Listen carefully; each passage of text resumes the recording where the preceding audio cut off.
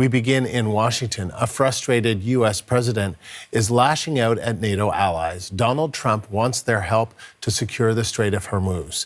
Trump says the U.S. attacks on Iran were necessary, and he's hinting there may be repercussions for NATO's lack of support. While they agree that it was a very important thing to do, they agree fully. Nobody said, oh, you shouldn't do it. They would have had a nuclear weapon within 1 month of when we had the B-2 bombers bomb the nuclear potential. I call it the nuclear dust. I think NATO's making a very foolish mistake. And I've long said that, I wonder whether or not NATO would ever be there for us. So this was a great test, because we don't need them, but they should have been there. Journalist Kate Fisher is on the story. She joins us live from Washington. So, Kate, what else did we hear from the president? Well, as you just heard there, he was really more and more direct about his frustrations with NATO, saying how disappointed he was and saying that he thinks other world leaders should actually be thanking him and helping him out.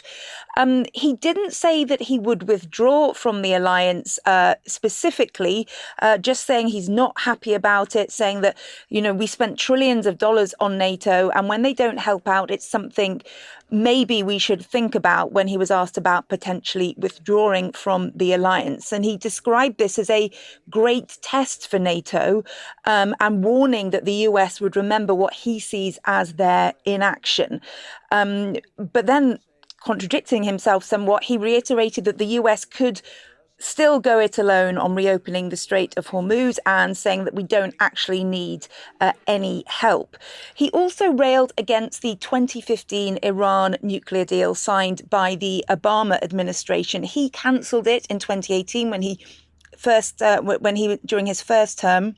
And he argued that Iran would have obtained a nuclear weapon had he not terminated that agreement, describing an unbelievable nuclear holocaust.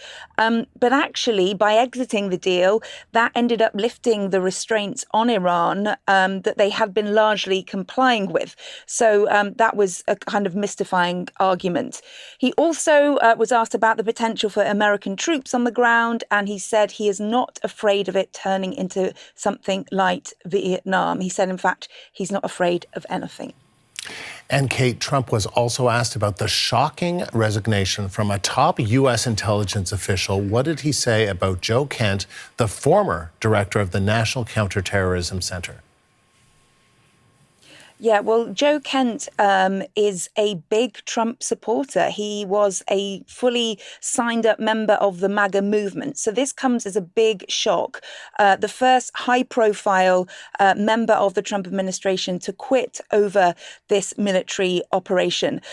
In his letter, he said, I cannot in good conscience support the ongoing war in Iran, saying that Iran posed no imminent threat to the US. And it's clear that the war was started due to pressure from Israel and its powerful American lobby. That was completely rejected by Donald Trump in the Oval Office just a few moments ago. Here's what he had to say. I always thought he was weak on security, very weak on security. I didn't know him well, but I thought he seemed like a pretty nice guy. But when I read his statement, I realized that it's a good thing that he's out, because he said that Iran was not a threat. Iran was a threat. Every country realized what a threat Iran was. The question is whether or not they wanted to do something about it. So Donald Trump trying to play this down. But what Joe Kent actually said in that letter is that Iran had not posed an imminent threat to the US. And that is what's key to his argument. And Donald Trump didn't address that very key word. So once again, some fiery comments in the Oval Office today from Donald Trump. Kate, thank you. Journalist Kate Fisher in Washington.